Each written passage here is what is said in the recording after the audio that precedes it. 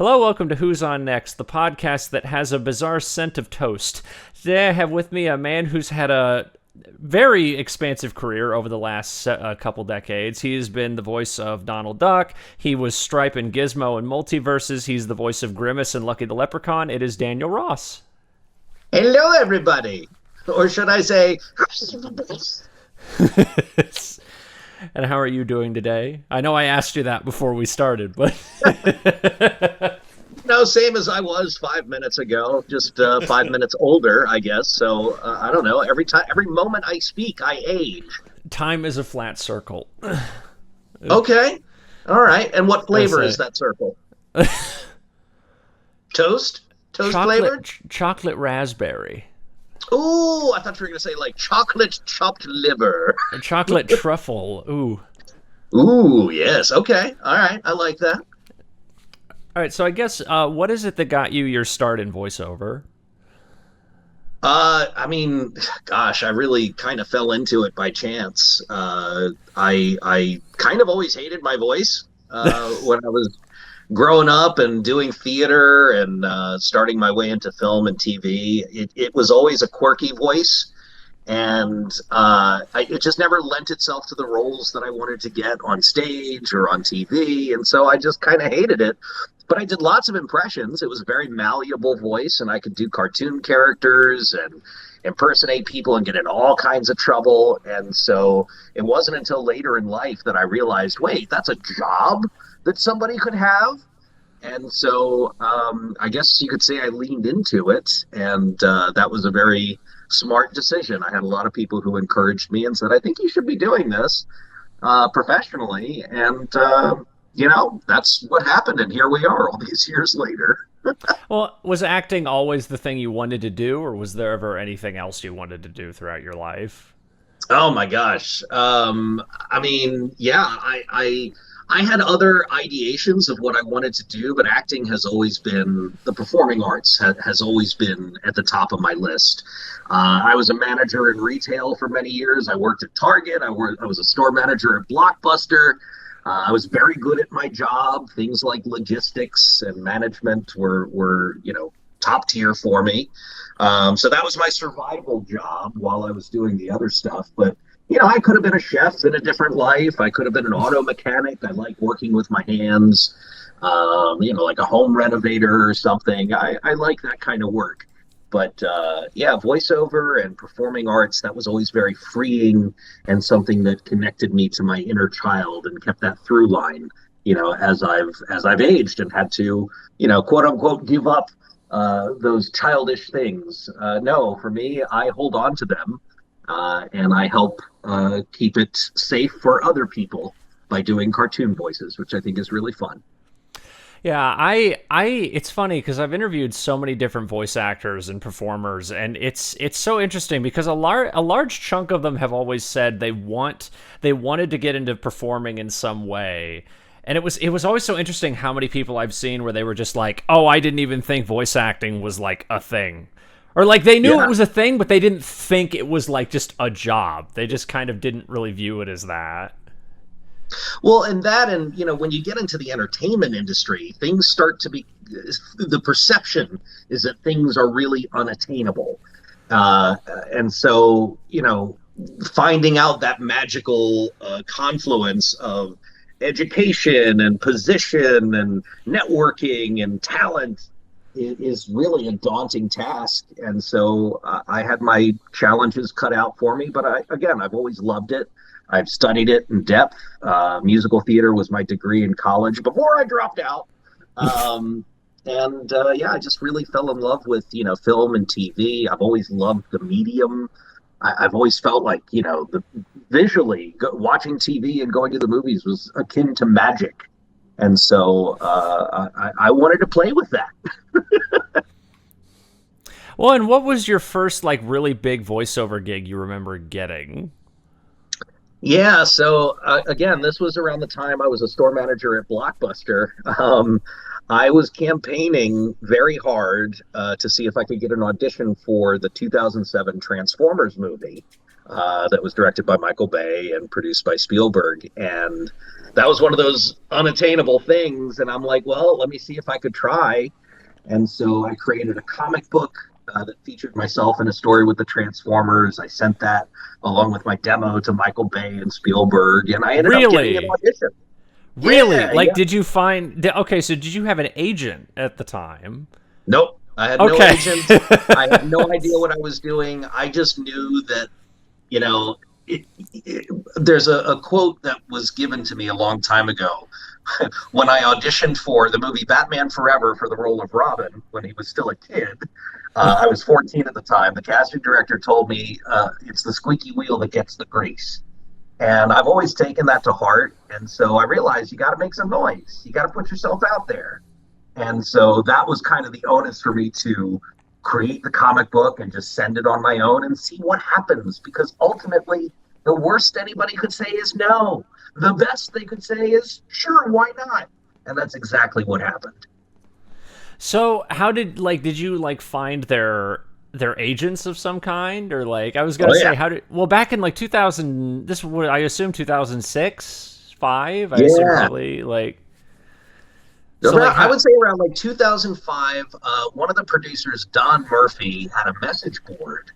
And so I and a bunch of my friends and other, people in the Transformers community, because there was a community of Transformers fans, including myself. I'm a huge Transformers fan. And they supported me, and they would post on the message boards, you should give this guy a try, and forward the information. And so I think he was the first individual who gave me the right contact information. And folks like Lorenzo de Bonaventura. I actually saw Lorenzo a couple of months ago at a screening of Transformers One, and I got to thank him in person for this thing that happened all these years ago that he clearly forgot. But it was like those little things, like simply saying yes to somebody can make a world of a difference. And yeah, that was my introduction into doing it professionally. I worked on the video games as the lead villain, Starscream, and that just was incredible. And it absolutely gave me a taste, a little, for what was to come. And I said, I really like this. I really, really like this. I like the process. I like that my physicality doesn't matter. I can slip into any number of voices, and I seem to be good at that. I'm a chameleon per se. And so, yeah, I really enjoyed that process, and I decided to lean into it full blast. well, and I was always curious because the game is odd with a lot of the casting because Peter was I think one of the only people that came back for the game. But like Mark Ryan played Ironhide when he played Bumblebee in the movie, and they got Keith David in it, and it's so weird because they got like next to nobody back from the movie except like two people.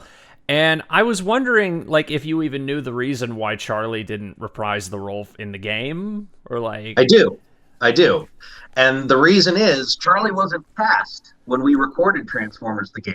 At the time, Starscream had no lines okay, well in that the would movie. that explains why he only has like one line in the movie. So what happened was I auditioned and they didn't have any Decepticons for me to read for. I only read for the Autobots, Ironhide, Ratchet, and Jazz.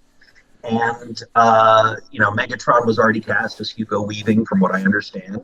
And so when we went in for our session, we were basically making it up and figuring out who this character was, this new version of Starscream, because it was incredibly voiced by Chris Latta back in the 80s. And, other folks have done it since, at Beast Wars and Armada and, all these other shows. And so re-envisioning this character was a task, especially for a Transformers fan.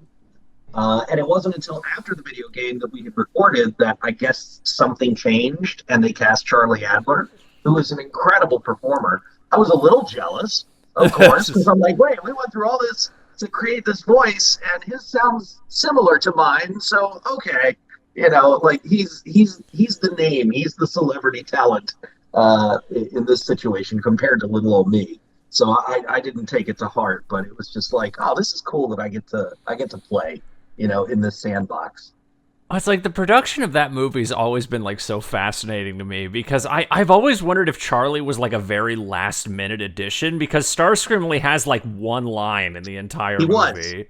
He was. I don't know Charlie's specific story, but I can tell you as a fan, I was a guest at the Rhode Island BotCon at the time, and we had a screening of the movie for the fans for the first time, and I was in that group of fans, and it was incredible. I'm signing next to Peter Cullen, my idol, and David Kay is next to me, Megatron from Beast Wars, and I'm just sitting there like, oh, what am I doing here? This is weird. But we got to see a screening of the movie, and lo and behold, Starscream had a line, and I'm like, really? Real? I would have loved to have known about that. But, Yeah, well, it's weird because they put like a bunch of filters on his voice, which I always found really odd because they drop in the next movies they like completely dropped it and it's just Charlie doing his thing. But exactly. I've always been so weirded out because like in the first movie, it's much more like I live to serve you, Lord Megatron. Like it's much deeper than it is, and they put like a bunch of weird filters on it. They did some modulation. There was some modulation, and they did that to all of us on the console versions of the video games as well. It's not as heavy in the game though. Like there's a bit. I would argue different and probably a bit more distorted. Because the DS versions of the Transformers game, the PSP, the handhelds, they had our voices with very little modulation. And I love that because, again, you mentioned Keith David. You can barely even tell it's Keith David in the console. Well, in the console game, where they put voices like this. In the console game, they pitch him down. They pitch Keith David down so much. The only ones I think that got like next to no modulation was like Andrew Kashino as Jazz. He had like no modulation whatsoever, which I remember even as a kid thinking was weird because when I heard the voice, I'm like, that's way too light compared to the movie. Like that's not even close to the same voice. Yeah, no, and Big Kish is awesome, man. Like I have no disrespect. I was gonna say no disrespect to Andrew. I love it. It's so jarring in that game how different the voice is. And then you go to again the handheld, and they kept the integrity of the voices of the cast, which I thought was really good. Because again, you want to hear Keith David, you want to hear my performance, you want to hear Optimus Prime and everybody else, and it just it was a strange choice in my opinion. I feel like enough time has passed where I can say that. What is it, 18 years? 18, yeah. God, I was like 11 when that movie came out. Oh my goodness. I still think of it. I remember when the 20th anniversary was like God, what I'm trying to, now I can't do the math in my head. 2007. Or no, 20th anniversary, 15th anniversary. That's what it was, 15th. That's 2022. I was like, oh God, I saw that in like my first year of middle school when that movie came out. See, and I was there for Transformers when it first came out, and they just celebrated their 40th anniversary. So I'm like, what is time? Why? Why am I so old? Why, for those, because I'm noticing you have a ton of Transformers in the background, actually. Oh, yes, I have quite a large collection. I was gonna say, are some of those vintage or a lot of them more like modern? My vintage ones are in storage. A lot of what I have here is modern. I was very irresponsible in my 20s. And so, some of that has carried through to present, but I'm a bit more picky these days as to what I collect because, quite frankly, I'm running out of space, and I would like to date. So, it has to be under control.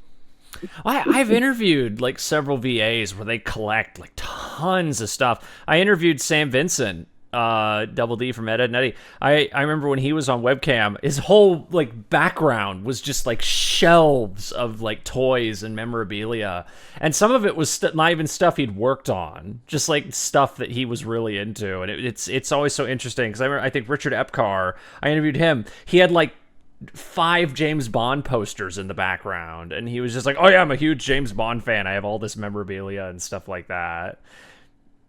I think we just generally, us in this particular side of the creative field, I can't speak for others. We like to surround ourselves with the things that we love and the things that remind us of why we're doing what we're doing. Because again, when you're in my space, these are a lot of Transformers, and I do have other memorabilia. There's Donald Duck stuff from Mickey and the Roadster Racers. I have posters from my other movies, awards, and accolades. And so I come into my office and I feel like I've established and cultivated a certain mindset, when I go into my creative mode. So yeah, I like to surround myself with the things that I enjoy. Well, I guess speaking of which, and for the I'll post a little screenshot of it like while the thing is up. You have the little Grimace cake up in the top right behind you right now. Yes, I do. And I guess was that like a typical audition when you got Grimace, or was that like a more unique situation? Grimace, yeah, I auditioned. They were looking for classic Grimace, from like the 80s. And he sounded very much like Barney Rubble. Hey, how's it going, Ronald? It was the same kind of voice that was going around for a while. But that was Grimace, and that's what they wanted. And I had auditioned for a Super Bowl commercial that came out, I think it was 2021, I want to say. And it was literally just Grimace in front of the McDonald's menu going, because you stand in front of the menu and you go, let me get what am I going to get? And so it's just him doing that, and two little sandwiches pop up in his head and say, pick me, no, pick me. And so I was so excited. I booked this Super Bowl commercial, and of course, one of my favorite, fast food mascots. And I go to listen on the day of the Super Bowl, and it's not me. Okay, I was gonna say, funny enough, pure coincidence. I was looking into like the voices of Grimace recently because for like just for the setup to the interview, and I saw Ryan Reynolds was listed, and I was like, when the hell did that happen? And I had to find my voice it. as the little sandwiches. Yeah. But I was like, that's not me going, what's going on? And my heart was crushed. And then all over the internet, it was Ryan Reynolds voices Grimace for McDonald's. And I'm like, no, don't you have enough, sir? Go sell your gin. Go away. That was mine. But it's the way it happened. And, I think they saw Ryan at a football game, and somebody said, hey, do you want to voice Grimace? And he said, sure. So they just used, what I did as scratch, which was fine. I got paid for it. But I was a little disappointed. And so McDonald's made it up to me by contacting me the next year to do the Grimace Shake. And so I was just, again, thrilled to have a national campaign because that pays very well, and to officially make it official that I am voicing this character for the public. And so that was very exciting. And revealing the character was exciting. And I was like, okay, cool, moving on. And then the Grimace Shake took on a whole new meaning. I was going to say, yeah. Well, the Ryan Reynolds thing is so weird to me because I watched the commercial yesterday because I was like, does he speak? Because I read about it. And I was like, you can barely even hear the voice because they're like talking over him when he's doing it. And it's like to the point where I don't even know why they even got him for that, because it's not even like a line, basically. It's like one I word. think it was mostly just for the publicity. It was free publicity to say Ryan Reynolds is voicing this character, and that's their prerogative. That was their choice. Again, I got paid, so I was not unhappy, but it was just like I wanted it to stick. And that's just Hollywood. Sometimes that happens. Sometimes you voice something and it doesn't make it to the final version that gets released, or you book something and then they change their mind. I'll give you an example. I had booked voicing Animal from the Muppets back in 2016, and it was for Jimmy Kimmel Live. They were doing a skit where I guess the Muppets really liked Bernie Sanders. And so Animal was a Bernie fan. And I was driving to Jimmy Kimmel. I'm excited. My blood pressure's up. I'm like, yes, I get to voice Animal. That's a bucket list item. I love the Muppets. And my agent calls me and she says, I'm so sorry. They canceled the bit. You can go home. And I'm like, what do you mean I can go home? Oh, no, I'm going to Jimmy Kimmel. And she's like, no. It's done. And I'm like, no. So I had to pull over and weep like a man. Did Um, did you know if they were gonna like let you operate like a puppet, or was it gonna be like an on set like recording type I thing? have no idea. I have no idea. I think it was just going to be like me behind the curtain with a microphone. I don't know. We didn't get that far. It was just you've been cast, and here's the day, here's the time. I'm driving there, ready to go, and nope, never mind. But again, that's happened so many times in my career. That's just the way things go, and so I don't feel bad about it anymore. I don't take it as a personal reflection of like, my talents or abilities. It's just the way things happen, and so you just hope for the best and grit your teeth and bear it. Well, and I guess with the Grimace shake, because that was that was like a month and a half just of virality for this character and this trend.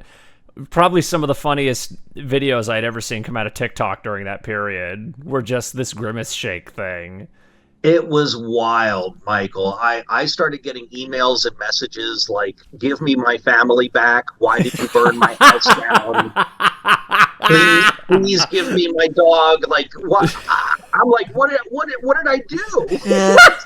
What is happening? And people were just playing along, for the trend. As it turns out, I mean, Grimace used to be called the evil Grimace Yeah. because he would steal milkshakes and drinks from McDonald's. Well, he used to He have had like four yeah, he arms. had like 6 arms or something like that. Yeah. Yeah, yeah. And so I guess, Gen Z was like, we want the evil Grimace back, and now he's an eldritch god, and we must sacrifice. It was hilarious. And I don't think McDonald's had anything to do with that. I think that just sprung up organically and became a thing. And McDonald's made money hand over fist because people would go to the store, they get the shake, and then pour it all over themselves and leave. And, hey, good for them. Well, it's like I think I remember like my favorite video out of all that was there was this animation somebody did where it was like Grimace actually trying the Grimace shake, and he tastes it. I just remember he was like, and then it just cuts to him in an electric chair, like fully shaved down, and he's like screaming, what like Clockwork Orange style, like watching the footage of like all the people that have died eating the Grimace shake. It was very dark, and then it morphed, it meandered, and I tried to put my thumb on it, which was the hashtag Justice for Grimace, because he was celebrating his birthday. He didn't know that this was going to happen, and so he was an innocent bystander. He And didn't mean to cause genocide. a very, very strong word, but I think it was just it was a very interesting little happenstance, and it was all over the news, and I didn't expect it, and it was just it was a delight to navigate, to be like, hey, this hit the zeitgeist, and this was fun, and if this is a piece of how people remember, my career, when I'm long gone, then so be it. It was fun. Well, and what was in the little like Grimace, like you got a cake, you got like a little cake box and it's over on the shelf behind you. Yeah, Like, yeah, it's since empty. I mean, they sent me a hat, they sent me a hoodie that all had like Grimace's birthday on it, a pin. I think there was a gift card. It was a very nice little gift box, and I appreciated it. did you ever play that like little game that they made for it? That like Game Boy type I sure game that they did. made? I Yeah. sure did, mostly because I wanted to see if they had my voice in it. But yeah, it was cute. I think it was like Grimace on a skateboard or something. What I think it was made using like an actual like Game Boy ROM or something like that. I think they said Yes, like it's actually functional, like you could put it on a Game Boy cartridge and play it like in a Game yes, I Boy. remember hearing that as well. So I guess with the because as you've been doing the voice of Grimace, like have they been using Grimace as much lately since the Grimace shake? Because I feel like I haven't seen a lot of Grimace ads like since that whole thing happened. Oh yeah, there was a huge crossover promotion for the Minecraft movie, and they had all the characters: Birdie, Hamburglar, Grimace, in Minecraft form. They had these amazing Oh, CG I did see models of the that. characters. Yeah, I did see that. Yeah, so they were advertising like an adult Happy Meal, and that did really, really well. So McDonald's and their advertising campaigns with the classic characters thus far has been pretty awesome. And again, I'm grateful that they even come back to me to voice the characters. So that was my technically my third time voicing Grimace, but the second time it was released in mass. Well, I remember they stopped using them for like a really long time, but like I think the only one Yeah. that they would go back to every so often was like the Hamburglar for some reason. Because I don't know if you remember this. Do you remember in like 2013, 2014, the sexy Hamburglar? I sure do. The very brief advertising campaign of the Tumblr sexy man Hamburglar that they I sure made. do. Yeah. Yeah, look, I grew up when McDonald's was in its prime, you know, like the 80s and 90s. They absolutely leaned into the characters. And I mean, around that time, we had, you know, Chuck E. Cheese, you know, Showbiz Pizza Time was at its zenith. And, you know, so having these different colorful mascots, obviously advertising to kids was a huge thing, and what was in the Happy Meals and yeah, McDonald's pivoted, I think, in the late or the early 2000s Yeah, they would only away use from the Ronald. classic mascots. And yeah, they all just kind of disappeared. And Yeah, they've only recently started bringing them back, I think, for nostalgia's sake. And it's been wildly successful. So I have a feeling they're back.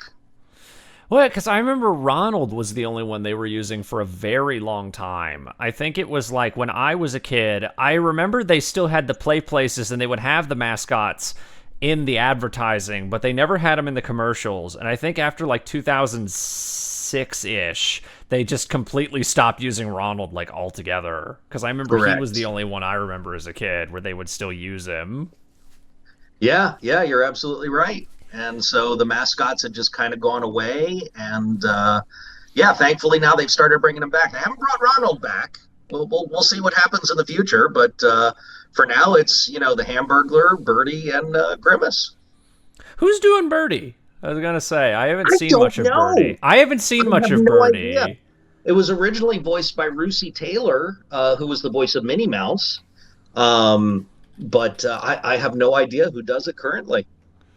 See, I'm trying to see. I'm looking up the McDonald's stuff right now because I remember Charlie was the one that did the. Charlie Adler was the one that did the Hamburglar for a long time. I believe that's Who correct. who currently does Birdie? Oh, I don't even think there is a current voice for Birdie from what I'm seeing. There is. I just don't know who they are. Yeah, because I'm not seeing any like recent stuff with the No, character. I Yeah, guess no, if they're out yeah. there, they haven't taken credit for it yet. I'll be the first to take credit for my voiceover roles I thought you were because gonna as an say I'll be the actor, first. I got to promote myself. I got I to thought you were promote gonna my say brand. And I thought you were gonna say I'm the first to take. I'll be the first to take credit for Birdie. It's not me, but I'll take credit for it. no, whoever it is out there, some people told me maybe it's Tara Strong, but I asked Tara, she said no, so I have no idea. Well, it could also be somebody who doesn't do a lot of like animation voiceover. It could just be a commercial because I know that's a thing. Just people who just do commercial voiceover primarily. They don't really do a lot of I mean, animation work. this is from what I've worked is a union contract. So whomever it is very likely another union actor. I just don't know who. I just don't know who. Sometimes you'll see like commercial agencies will have like some of the people in house will do a couple voices or whatever. And in this case, yeah, no, it's fully union, and so I assume the other voices are union actors as well. But I don't know. Well, and I guess to pivoting away from that, there's also Lucky the Leprechaun, which you've been doing for a fairly long, for a pretty decent period too. And I guess was that the same thing, or was that just a typical audition? So that was one of the first auditions I got when I moved out to Los Angeles. I got here in 2014. I packed up my car and I drove cross country from Maryland out here. And within the first year that I was here, I got an agent. And at the moment I decided to quit working at Target, literally the day I said my goodbyes, I'm in my car ready to go home, worried about my health benefits and having a weekly paycheck. And my agent calls at 8 o'clock in the morning and says, "You booked Lucky." And I had to again pull over my car and just kind of let that simmer for a bit. And I'm like, I got lucky. I got lucky. I feel like Because my gut was telling me in that moment it's time to move on from this job and move on to the next. And it turns out that was the right gamble. So Lucky is kind of the point that I realized this is what I'm supposed to be doing right now. So I voiced Lucky from 2015 until 2017, and I think there's been well over a dozen Lucky the Leprechaun Oh voices yeah. within his 60 years. And when I had my turn, they wanted me to voice match Doug Prees, and he was one, I think, the longest running Lucky the Leprechaun, if I'm not mistaken. It was Arthur Anderson, somebody else, and then Doug Prees. And so, yeah, and since then, there's been several of us. Because with a commercial agency, sometimes if it changes to a different commercial agency, they'll find somebody else. Or there are different markets that they need a voice for. And so that has changed hands many times. Well, because I know one of the voices of Lucky was like the same guy who did like Sunny at one point, like the Cocoa Puffs bird. I know it was like the same. I think his name was like Tex Brasher, I think was his name, and he did I like don't that, know. and he did that and Lucky, I think, around like the exact same time at one point, like in the late It's entirely 2000s. possible. Yeah, I that was know just. my buddy Eric Bauza, the voice of Bugs Bunny and so many others, he did a take on Lucky the Leprechaun too.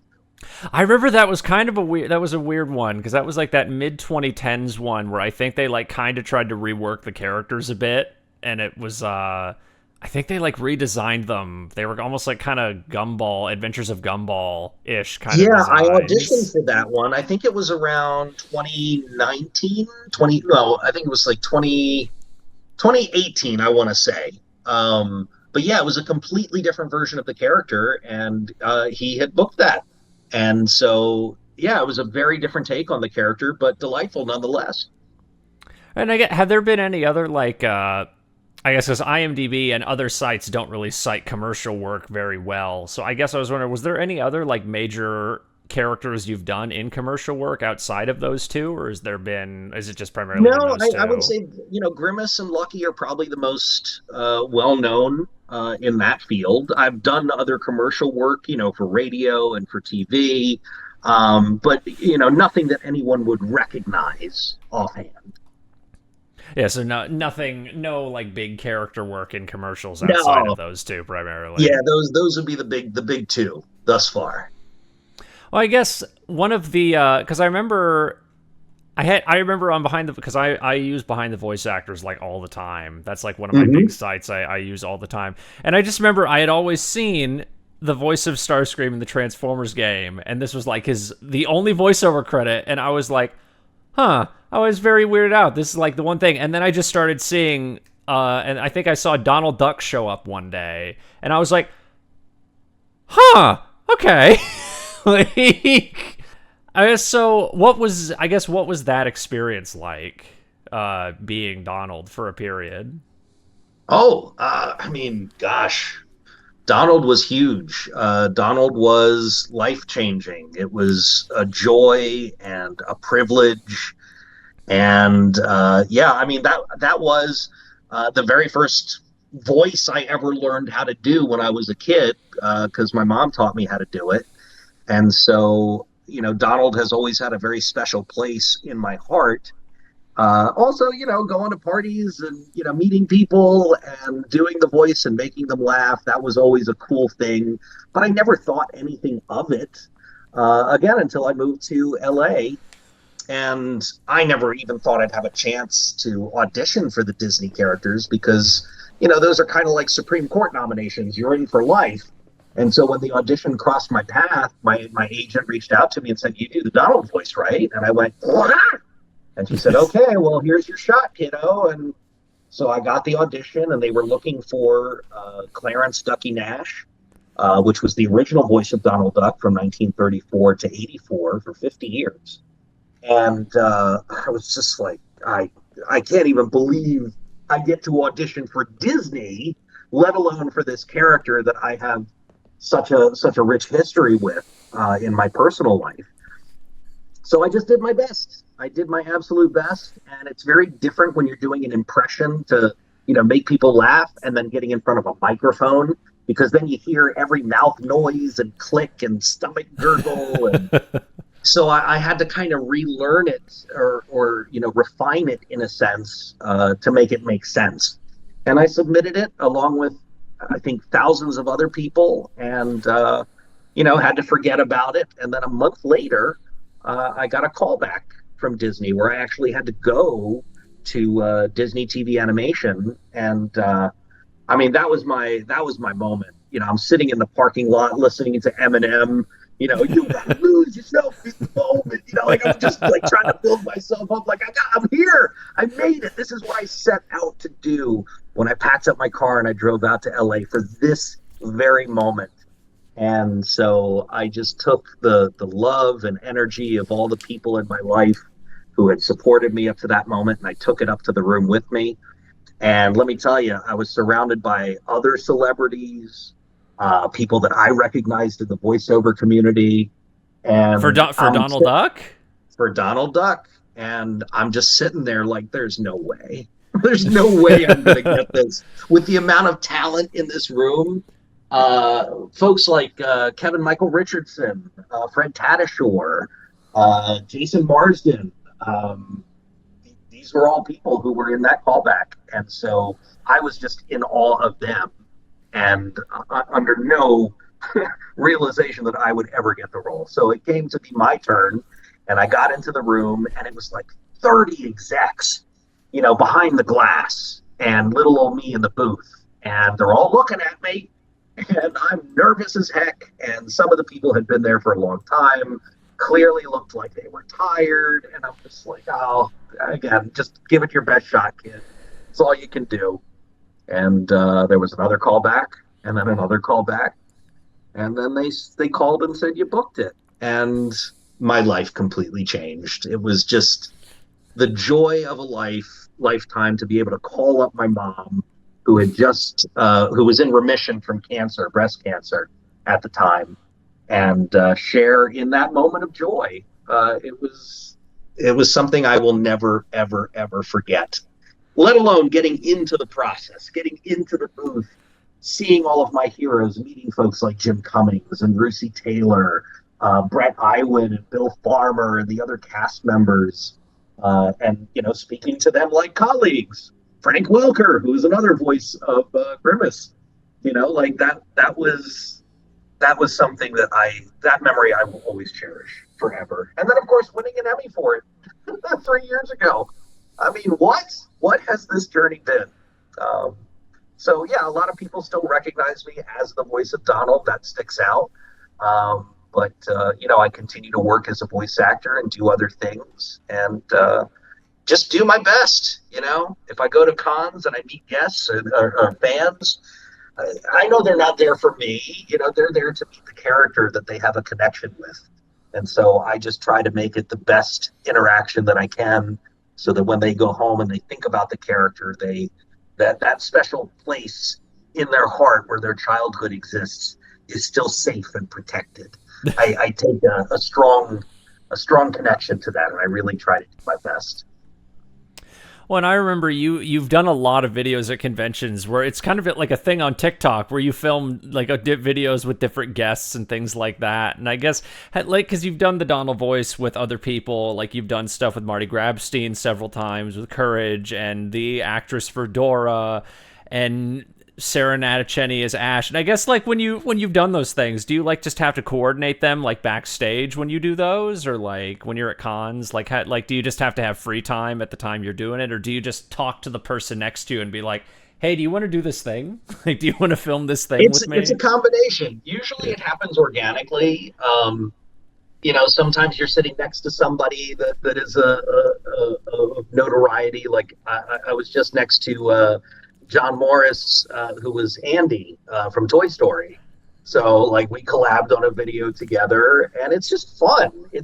I love, feeding the social medias, just to, again, support people's enjoyment of the characters. And even though I don't currently voice Donald Duck at this time, it's still fun to play in that sandbox. And again, to just make people smile, make them laugh. And if I have opportunities to do that with other, characters and voice actors, it's kind of like Donald in the multiverse. We get to have fun and interact with other pieces of people's childhood. And I just think that's a magical combination. And I love to live there. Well, I guess with doing something like Donald, has there ever been like another character you've always wanted to play? Oh yeah. Oh yeah, absolutely. I mean, I would love, on my bucket list is the Looney Tunes.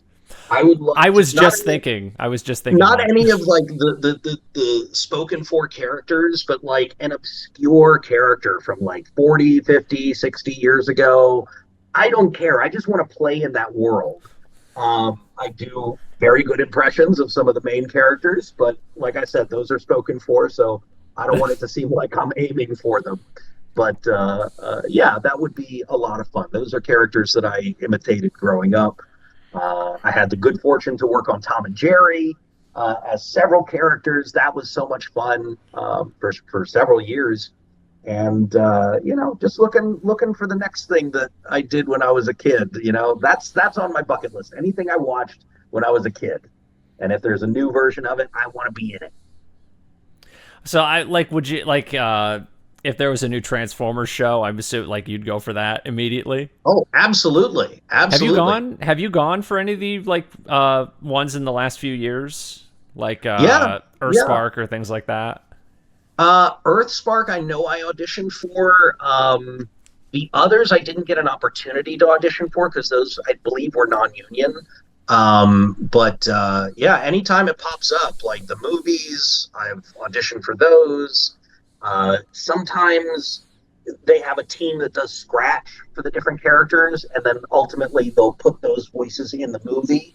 It depends on what celebrities are being used. There's a whole process in between, but yeah, if there's an opportunity to audition for Transformers, you better believe I want to be right there. And we'll see. We'll see what happens in the future. It's kind of like pulling a lever on a slot machine.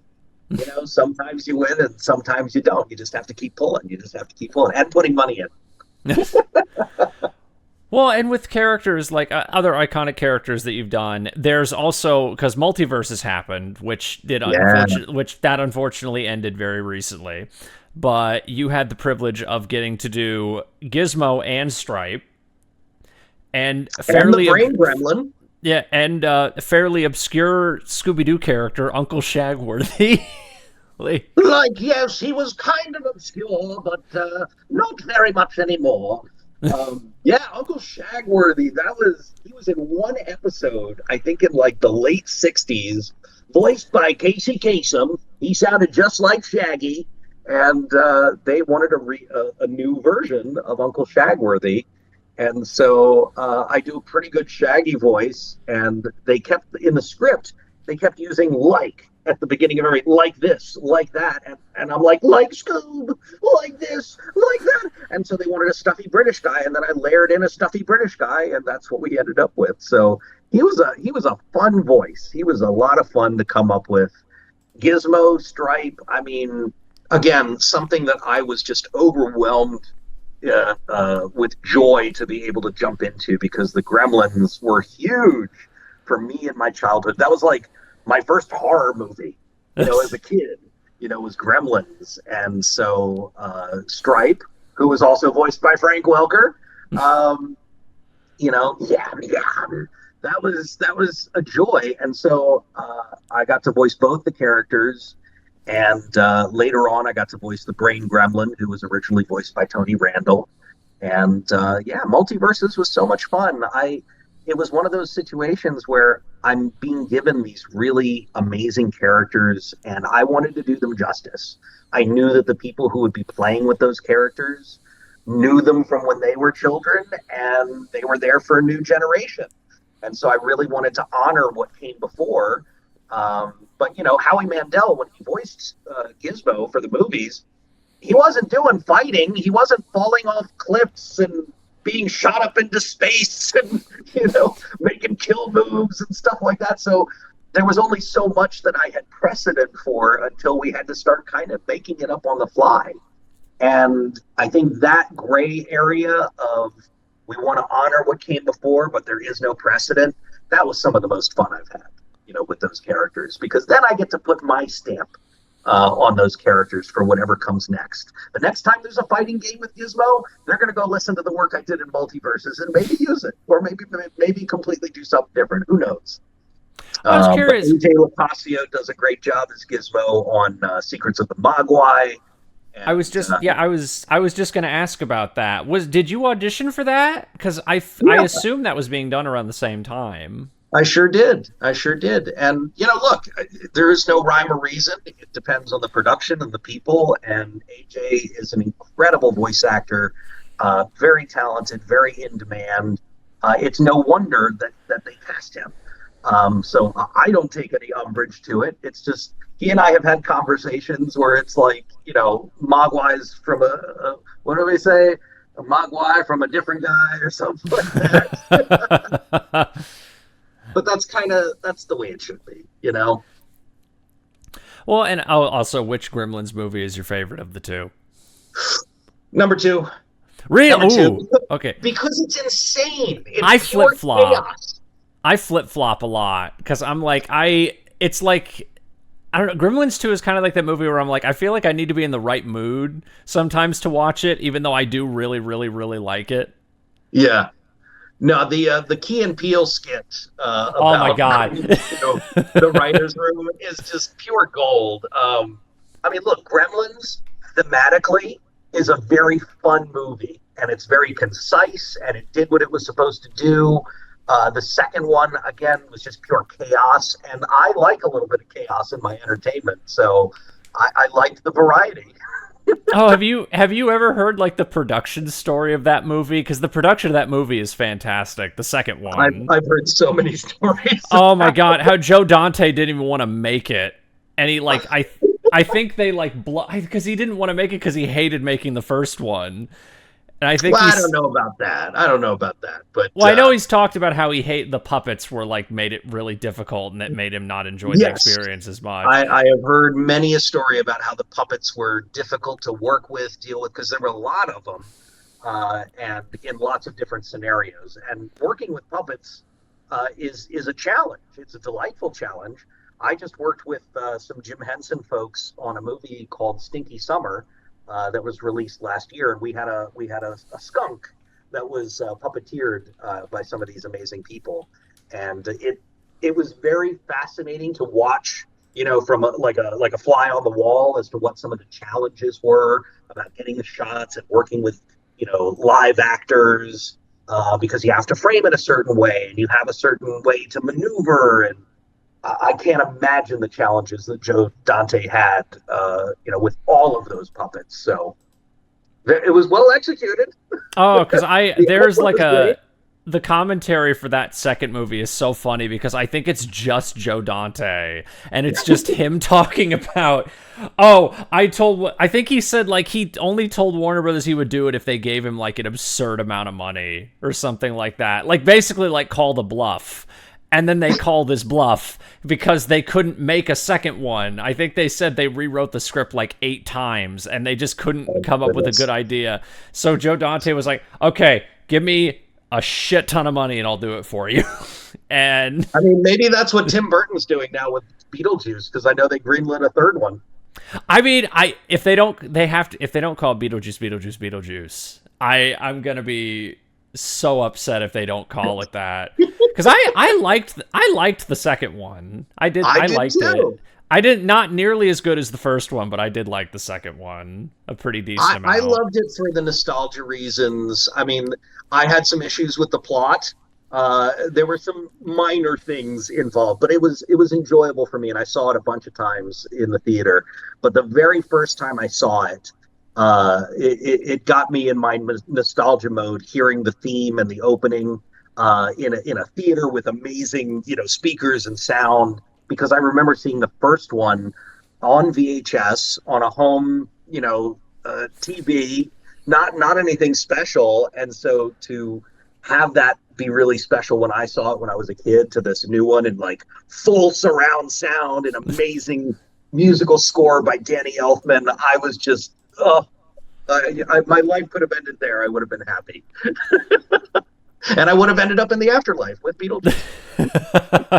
Well, I know they've been talking about doing like a third Gremlins for like 15 years or something like that. And I think they've finally said that they've come up with a script. Something I heard something like they finally came up with a script that I think they liked. Because I Yeah, know. fingers crossed. I hope they do it, and I hope they use me. Well, I think I think I've proven myself. I can do a bunch of Gremlins. Well, I've heard so much back and forth because I think they've said like a lot of people have like debated, are they gonna CG it or are they gonna use puppets? And I'm like, I think you should do both. I feel like at this point, I think you need to do both for a Gremlins movie. Like, Maybe. would I want it to be all puppets? Yeah, but there's something in me that just feels like no studio now is gonna go, yes, all puppets. We're not gonna use any CGI for the Gremlins. Like, Well, I mean, again, look at the Dark Crystal that came back. I know that was a difficult production as well, but they nailed it. And with the advent of new animatronics and new puppetry methods, I think maybe some of those aforementioned headaches that Joe Dante had, maybe there will be workarounds and solutions that'll make it an easier process. What was it? Team America, World Police, oh I my think was god. one of the most difficult ones that the South Park creators had Oh, made. I think they had said that was the reason they didn't want to make movies anymore for a while, Yeah, was because that movie's production was so complicated. yeah, it sure was. It sure was. But again, I think if you go in with the intention, that's what you deal with in pre-production is figuring out how to do it. And if they give Joe all the means to do what he wants to do without too much interference, then there won't be as many reshoots or other things involved that could cause headaches. So I hope he can do it. I really do. I would love to see a Gremlins 3 personally, whether I'm in it or not. And fingers crossed. Howie's still around, so I'm sure he voiced Gizmo again. I don't know. I think I remember like one of my favorite. There's the guys I follow called Red Letter Media, and I think they had come up with this idea for a third Gremlins movie where, what was his name in the second movie? John Glover's character. I just blanked on his name. The Clamp, Daniel Clamp. I was trying to remember his name. The guy who ran like the business tower. I think they said like, no, if you do a third Gremlins, it has to be bigger than that. And I think they said like Gremlins in the White House, I think was the idea they had come up with or something like that. Well, that could be fun. I think it was like Gremlins in the White House, Gremlins in space. I mean, Gremlins in the hood. I would see any of it. I've said if I want a new Gremlins, I'd want it to be like them actually going out in the city, because we never got to see that in the second movie. I feel like you would need to elevate it. I would personally be interested in seeing like Gremlins take over Paris or something like that. Like, Oh, that would be funny. That would be funny. Or just, have them all over the world and, you get to play with the different tropes. And I think as long as they have the Flasher Gremlin in there, then all is right in the world. it's like like Mars Attacks, kind of like have that bit of them like all over the world, like Yeah. destroying different cities and things like that. Have like a kaiju gremlin I come out of well, nowhere to they fight kind of Godzilla or had something. they kind of had that in the Secrets of the Mogwai. They kind of had a kaiju gremlin, or at least a really tall gremlin. Yeah, yeah, yeah. No, I mean like let's get Monarch involved. That level of It is gremlin. Warner Brothers. It is Warner Brothers. They could legally put Godzilla in it if they wanted to. That's true. Oh my gosh. Oh man. Well, I guess well, and as you said, you won the Emmy for doing Yeah. Donald. And I guess what was that like, winning such a prestigious just meet entertainment award for something like that? Mind-boggling really is the best word to put it. I did not think I was going to win. I had some incredible people in the category that were nominated alongside of me, and when they called my name, it did not register. I was ready to hear somebody else and just applaud for them. And as such, I did not prepare a speech. So when I had to get up and then prepare to speak in front of a room full of people who literally have people's childhoods in their hands and in their minds, that was, I couldn't fathom that I got to speak in front of all of my colleagues as a peer, and to admire them and to stand before them and receive that honor. It is, again, I've used this term before, it's something I will never forget. And to be able to honor my mom, who had passed just months before that, that was really something to take in, because again, that was our love language between me and my mom. And so what I won the Emmy for was called Mickey and Minnie Wish Upon a Christmas. And the last time I saw her in person, that's what we watched together, holding hands. And so, yeah, to have that come full circle and to be able to call out her name to the people that she admired, I mean, there's nothing better. There's nothing better. And so, yeah, it's a feather in my cap. I love having the Emmy in my living room. It's a beautiful piece, and I look at it often with wonderment and joy. And I hope to be able to be doing this for many years to come. And if there are other accolades, great. But if that's the only thing that happens, I'm happy. I'm very happy. And again, it's not just for me, it's for Donald Duck. It's for the legacy of that character, started by Clarence Ducky Nash, continued with Tony Anselmo and myself. And what else can I say? I'm very proud of it. Well, Isaac, for me, I remember I watched years ago. I watched The Reluctant Dragon, because that's how I even saw the process of doing Donald Duck. And I still can't do the talk. I can't do speech. I can't do speech. I can only do the like I can only do it out the cheek. I can only do that. Yeah. Yeah, I've never been I have a friend who can do the talking, and I've never been able to figure out how to actually like form speech from it. It's only ever just been the like, I would say when people ask me how I do it, I always say I use my face parts. But the technical term of Donald Duck talk is called buccal speech. And it's based off the fact that there's a pocket of air right around where the buccal tooth is. And so that's where the sound comes from. And I use the front of my mouth to articulate and the back of my throat for hard consonants. And so I start by saying, if you want to practice it, if you want to learn, try hissing like a cat. You'll see that your tongue vibrates against the back of your tooth, and you want to try to isolate that to the pocket of air. And once you find that, then you can practice with it. But it's not an easy voice to do. It doesn't use my vocal cords in any way, shape, or form. It is just a mechanism of the mouth. Oh yeah, because I remember him talking about the pocket of air in the cheek, and that's what that's how I was able to figure out how to do the like I was able to figure out how to do that. But anytime I've ever tried to speak, it's like it just comes out into garbled like whenever I've ever tried to do it.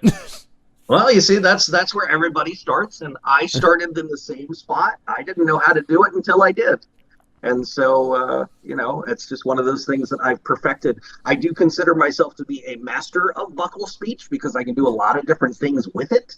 Often when I'm at conventions, if somebody has a dog with them, I'll bark at the dog, and they look at me like, "What'd you say?" Because I can sound like I'm barking like a pug or a small chihuahua. So it's one of those things. Well, and I guess is it difficult to have to do that voice for a long time? I guess is what I'm very curious about. Sure. I mean, it's like exercising a muscle. Eventually, your muscles are going to give out. But I do have a lot of endurance. I can do it for long periods of time. But look, there was one session for Mickey and the Roadster Racers where we had to stop. And I didn't want to stop. But my voice director, Kelly Ward, he intervened because we were doing monologues of dialogue with Donald. And he typically does not say a lot. He'll say a few things here and there, and then the other characters will say, "Oh," they'll repeat what he said, so that the audience can understand him. And the producers on my show were very adamant that they wanted Donald to be somewhat understandable. So my version of Donald is a little bit different than Clarence or Tony's. They asked me to pitch him up slightly, and so we augmented the voice to be able to do that. So, anyways, we're doing lots of dialogue. We're doing A, B, and C takes, and we're doing it over and over and over. We're getting changes and this and that. And it was probably like a 2-hour long session. And by the end of it, my tongue started to swell, and my cheek was getting raw, and I was bleeding a little bit. Oh my God! Yeah, and so Kelly hits the button and he says, "Daniel, do you want to continue? Are you sure you're doing okay?" And I'm like, "I'm not. Everything's good.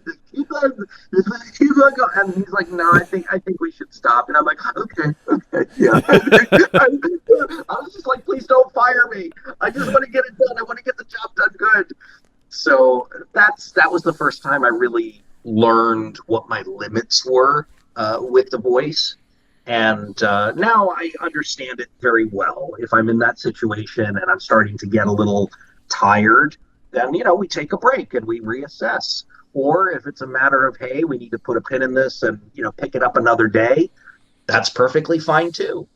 But I would always ask for my scripts, like 24 to 48 hours in advance, if possible, because I wanted to rehearse. I wanted to be able to see, like, are there any obstacles for me to be able to say the words that they're asking me to say? Because there are some things generally Donald can't say. There was a list that I received, a master list from Clarence Ducky Nash of the things that the writer should not write because they were difficult for Donald to say, and I had no problem with them. So it was just a matter of me saying, all right, I'm going to get it done right, and we're going to go into the booth. And the writers were always happy. The producers were always happy because they rarely had to rewrite anything for me. So I took that as a point of pride. I guess one of the last questions I wanted to ask was, what advice would you want to give to people that are interested in getting into your field?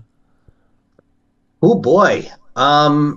I think the first thing that I always tell people to evaluate is whether if their interest is as a hobby or as a career path. Because if it's a career path, there's a lot involved in it. You've got to train, you've got to learn how to act, how to be an actor. That involves theater training, acting training, like scene studies, learning improvisation, being quick on your feet. And then you have to ask yourself questions like, is my location conducive to being a part of that industry where I want to be? Do you want to be in animation video games? Do you want to just do commercials or promo or audiobooks? All of those will have cues as to where you need to be in order to find the most success. Using myself as an example, I knew that I had to be in either Los Angeles or New York or Toronto to really, get a foothold in the animation industry when I first started getting into it. And so I relocated to Los Angeles so that I could be around producers, writers, directors, other actors so that I could network.